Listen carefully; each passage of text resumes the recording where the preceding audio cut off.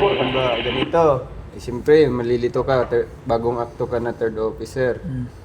Tapos mahiya kang tawagin si kapitan. Halimbawa, may mga target ka na ganyan. Marami kang target. Ngayon, ang next course mo, halimbawa, is papunta ka sa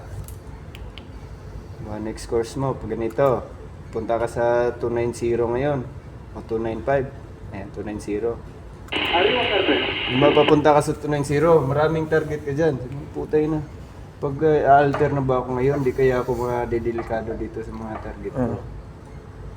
Marami Halimbawa, may iba pa dyan. So, para malaman mo yan, kung given na marami ka pang time mag-alter, so una mong gagawin, yung vector mo, gawin mong relative.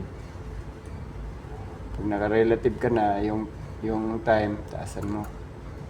Sa 30 minutes. Yan, 30. Enter.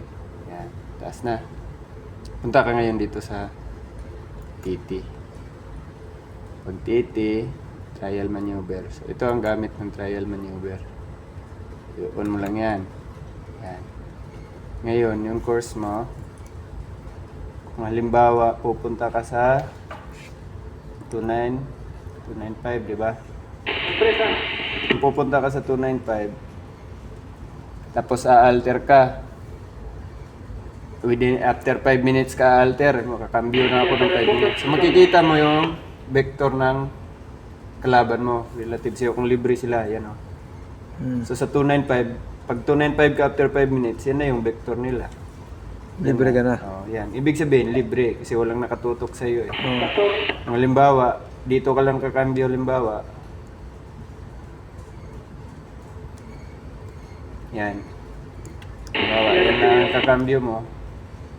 Kung gaganyan ka after 5 minutes, ibig sabihin, delikado to si Cartagena. Halimbawa, after 5 minutes, cambio ka sa 318. Ibig sabihin, collision ka kay Cartagena ngayon.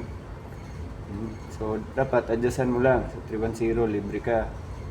Pero langanin pa rin. So, yung kung alter ka ng kuhan, yan, ibig sabihin, yan ang libre ko. So, kakambyo ako dyan after 5 minutes. Yan pala gamit yung trial maneuver.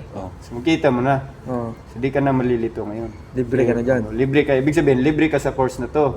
Pero doon sa 318, hindi ka libre doon sa kanya. Kasi may collision ngayon. Oo, collision kayo. So, yun. So, after 5 minutes, okay, pwede pala akong kumambyo.